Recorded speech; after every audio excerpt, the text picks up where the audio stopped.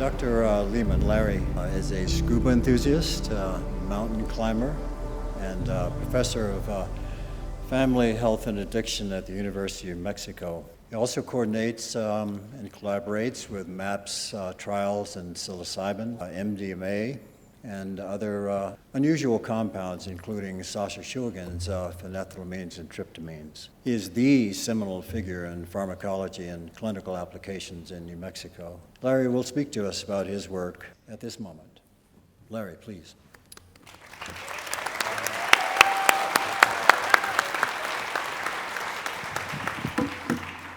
Thank you, Leonard. It's a privilege to be on the stage with you. Welcome, everybody. I'm so happy to be here with you to see this happening in our state. There's been so much leading up to this over the last few years. So just take a breath together and feel some of the happiness of what we've created so far and what we're going to create today. Look around you for a second. We're getting on a journey. One of my recommendations, if you're on a journey, know who's next to you. So take a look. Take a look who's next to you. Maybe smile at somebody. Just get a feeling of being in a group on a journey, because that's what we're going to be here for today. So I'm going to talk, there's a title up, I guess, behind me, but I'm actually thinking really what I'm talking about is healing the communal body, healing our communal body in New Mexico and many of our different groups. So that's what I'm going to talk about. I'm going to share some of my path and how did I get here to go from the way I trained to be doing what I'm doing now. I wound up, landed in New Mexico. It's not wound up. I think there's a lot of serendipity that happens in our lives. So I actually wound up being in New Mexico about 30 years ago. Came out with a professor looking at domestic violence in Taos. Little did I know that trauma in New Mexico is going to be my life. While I was there, I was studying health beliefs of peoples in northern New Mexico, and actually the notion of the communal body became the paper and the work that I wrote there. And the communal body is really kind of a theme that we'll be sharing through today. I fell in love with New Mexico. I fell in love with the people. I came and studied family medicine at UNM. And then I went out to the reservation. I practiced for 7 years out in Rama and Zuni. I learned at that point in time that I was somebody who liked to work with people in transformation. So I spent about 20 years where the main transformation is birth, sometimes death. Now it's birth and death. And then in recovery, people hearing from recovery, which is quite a transformation. While I was living out in Zuni and Rama, I was invited by families into ceremonies of the Native American Church. I got to witness families healing. I got to witness healing occurring with people with alcohol and addiction out there. It's had a deep resonance in my life, a resonance that I sort of had to keep to myself until fairly recently. While I was out there, I had also my first experiences as a researcher where the Zuni tribe wanted us to gather evidence that it was safe for people to be birthing on the tribal land because they didn't want everybody to have to go to Gallup. So I got to start with community research. My work at UNM eventually focused on perinatal substance use, a program called Milagro, where we care for people who are pregnant using opioids, using methamphetamine, and taking care of their babies. It's beautiful to work and see the transformation that occurs. I thought we were doing a lot by just working on addiction, but at some point I realized that wasn't really what it was all about. I was a little bit slow. It took me a little bit of time to figure it out, but eventually I realized that it was the trauma that was there, because I would take care of people during a pregnancy and their baby. They would do well, they would be on a path, and then they would start using again, and I'd see them back in another pregnancy. When I resonated with that, I recalled my experiences in my life. I've shared some of them are more personal, but just experiences with psychedelic therapies for trauma and addiction. And this was back in 2018, and I was like, how am I going to do this here? And I was like, well, I'm eligible for a sabbatical. Maybe they'll give me a sabbatical in psychedelic therapies for trauma and addiction. And I was really unsure. As I told my friends and colleagues, I could see a couple of results. They might support this, or they might call the medical board and say, we have a doctor very interested in psychedelic therapies. You might want to look into that. luckily, I was met with lots of enthusiasm from the university. Some of it because people knew about psychedelic therapies. Some of it out of a sense of despair and desperation. I mean, the trauma that we in New Mexico, if you look at the intermingled things of addiction, suicide, gun violence, other mental health issues, is really large. We have a lot of beauty on our state, but we also have a lot of trauma. The sabbatical allowed me to learn about doing clinical 1 trials with the idea of bringing them back here to New Mexico. We had some psychedelic therapies here. I want to honor those people. Rick Strassman, some of you I'm sure have heard of and familiar with, was at UNM, did the first research. Yay, Rick. Did the first research in DMT that was allowed for about 20 years, was able to do that in the 1990s, and then Michael Bogenschutz and Snehal Bhatt with psilocybin after that for alcohol. So we have a history here. We all should be proud of our history of research. But let's be clear, that's not where psychedelics started in New Mexico, not anywhere close. You all know that. So, we have the history of indigenous use in New Mexico, both from people native to here and Maztecs and other people that are there. But we also have another legacy that is often not spoken about. I'm just going to speak about it to give it a little bit of name, whatever you want to call it. People are using the word legacy healers now. People are using the word the underground. But we have deep roots of people working using psychedelic therapies in New Mexico, since the 1970s. And I just want to honor that. Those people, deserve total thanks for keeping those ways and studying that. So I want to honor that. All right, so I went and did the sabbatical. I got trained in MDMA therapy with the idea of bringing back here and psilocybin as well. But something kept drawing me to working in groups and seeing what that's like. And maybe it's the idea of still healing the communal body. So I spent 4 or 5 years studying something called holotropic breath work. Some of you have probably heard of that.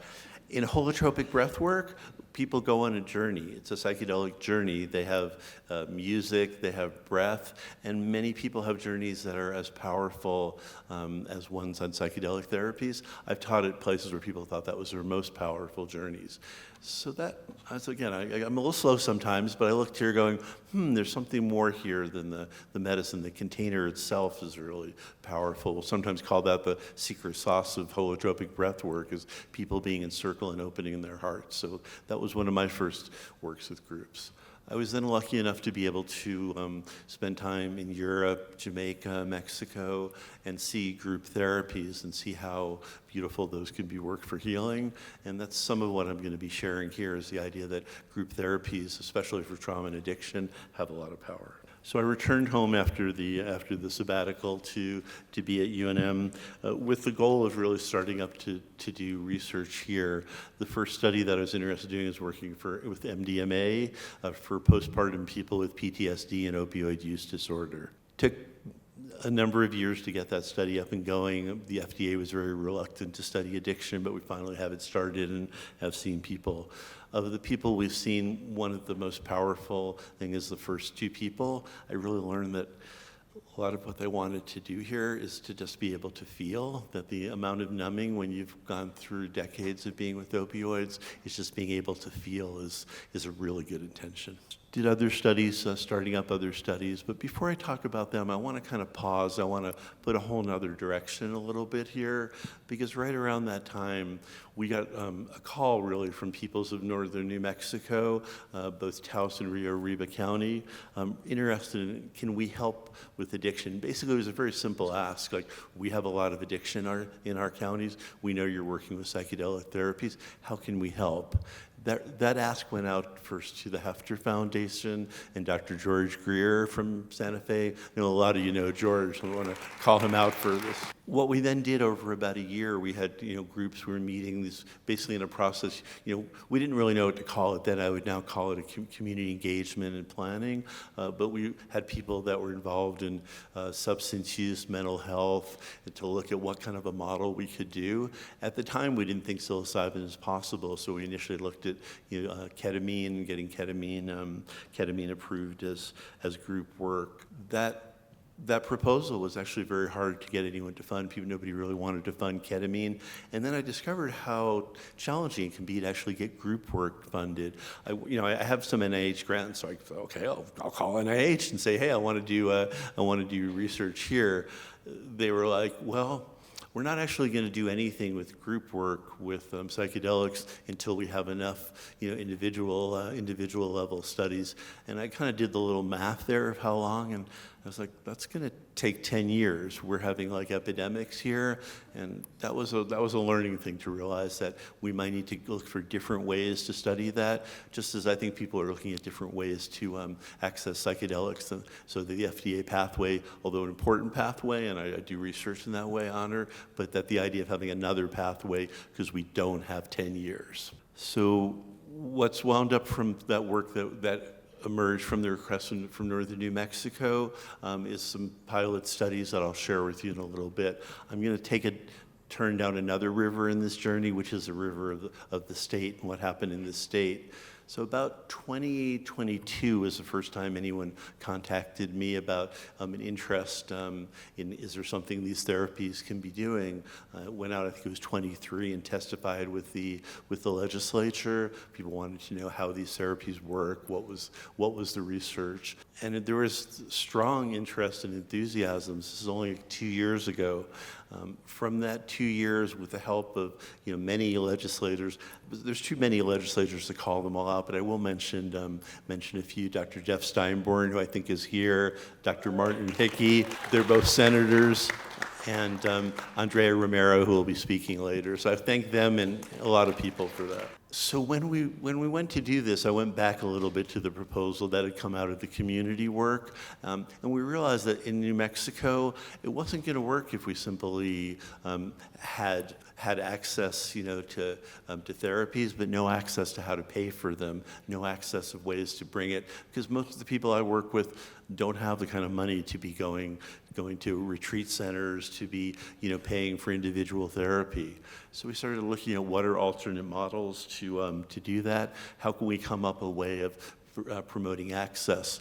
One of the ways of promoting access is the way that you access all the rest of your medical care. Somebody pays for it for you. And so that's one way that we wanted to look at. Can we have access where insurance companies, third-party payers, Medicaid, Medicare can do that? If that's going to happen, you need to have a diagnosis. And one of the reasons that the bill, has 4 diagnoses as therapies is to look at that, to try to develop a pathway through that there can be access to many people in New Mexico, not only the people that can afford self-pay. That's what we're hoping for.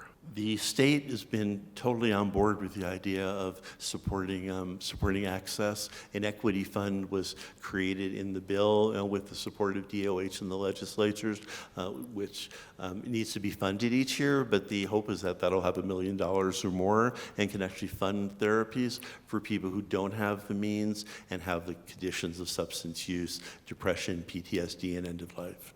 We're really happy about this. This is like the first, as far as I know, the first time in this country that there's actually been an equity fund where we got past decrim, we got past personal use, we're going to actually help you as a state, and I'm so proud of our state. So I'm going to dive into some ideas that we have for how to try to make this accessible, how to be able to scale this up, talk about some pilot studies. But to go back to that, this is not something that we're just trying to make up in the university. We're trying to follow what happened earlier with the reach out from the state. So we're doing community engagement process. The community engagement process involves meetings led through the Health Equity Council and other sources to get input on how to do the pilot studies and ultimately to get input on how the state program should run. We've been lucky enough to partner with a group that was initially Psychedelic Health Equity Initiative, now Psychedelic Mental Health Alliance. A big thanks to them. They actually saw our original proposal from northern New Mexico and have been a partner in trying to help us get funding and a plan. So thanks to them. Thanks to the Health Equity Council.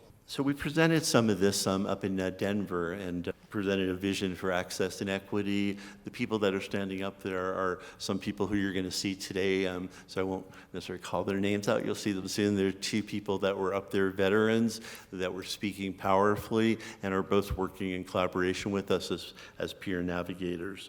We had a Health Equity Council person there. We all presented this as a united vision. So pause a little bit of breath here, because it's going to get, I give a lot of wonky talks about research. I promised Michael and Adele I would not give a wonky talk, and that this would be a talk from my heart, and this is what it is.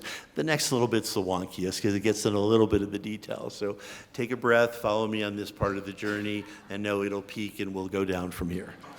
So part of it is looking at the therapeutic team. So as Dr. Weil mentioned, the container, the set and setting, we think is so important. And so the container that we're talking about is to have a group of participants, perhaps ideally about 5 or 6, to have PTSD and psychedelic therapy facilitators. These are studies for PTSD. And then to have peers in there. One of the issues that occurs in all therapy, but especially psychedelic-assisted therapy, is the issue of social position. I think that could actually be really challenging if you had a group that had nothing but therapists and participants. We don't want that. We want to bring in people that are involved in each of the groups that we're looking at, the affinity groups, and so we're going to be training peer navigators. We hope that's a model that'll, again, both improve the therapy and improve the access. The other thing that we're working on, and I'm not going to go too much of the details, is that we need to figure out how to train people. There's particularly group psychedelic therapies have mostly been done traditionally. They've been done in the underground. There's been a few studies that have been done, but we need to learn that. So we're collaborating with Heroic Hearts that's been doing that work. We're very excited about that, working with the veterans. We're collaborating with people from the Southwest College. We've been reaching out to people who have thoughts and visions on working with Indigenous people. So we're trying to really have that all as part of our training. So what do I mean when I'm talking about peers and affinity groups, and what is he talking about there actually? So let me put that more into normal language. What we're talking about, if you're going to be sitting there and that you're a veteran that has PTSD, that you're not just going to be with people who are therapists, but people who've actually done work on this themselves, that have done their own healing, that have PTSD. Each affinity group will have some difference in the training of the peers. The other group that we've had an interest in the community is working with women with sexual trauma. That group, I think, needs a whole different container, a group that's all led by women, and we're actually looking at the birth center in Albuquerque that's interested in having us use the birth center, which actually is a health facility and should be relatively easy to do work with. But these are all still in facilities, and I just want to mention other ways. So another interest that's being explored is working with Indigenous communities. We're in conversation with the community with the idea of doing the preparation work in the community there, having the medicine journey down in Albuquerque at this point, because it needs to be for FDA, and then come back to the community. I think if we can do that, that's a great step at bringing this work, out of the lab, so to speak, and into the community. As we're designing the program, there's other things that we've learned from our talking with the community. One is to try to extend the integration. The idea of that you're in a study and then 4 weeks later you're not in the study and you don't have support is not a good way to work with things like trauma and addiction. So we're going to have prolonged peer-led integration, work on community-based integration programs, and circles of mapping care. So just to mention a little bit, I mentioned some on these community sites here, but I think that there's a lot of different places and sites to potentially be doing psychedelic-assisted therapies, and we're going to try to pilot as many of them as we can over the next 2 years. Those are our goals, to hopefully not just do studies at UNM, but get out to those community settings. Thanks for being on this journey with me here. I'm going to have to wrap it up a little bit here, so hopefully we're all taking some breaths. We're coming down from this part of the journey, but as you know, there's waves, so there'll be other speakers with their journeys for you. There's too many people here for me to actually read them all for gratitude, but I just want to be clear that this clearly does take a village. The people we've had working both in the research, the therapy, legislative, everything has been amazing. I thank everybody on this list, and I thank all of you for being here, and everybody I haven't thanked. So thank you so much for being on this journey.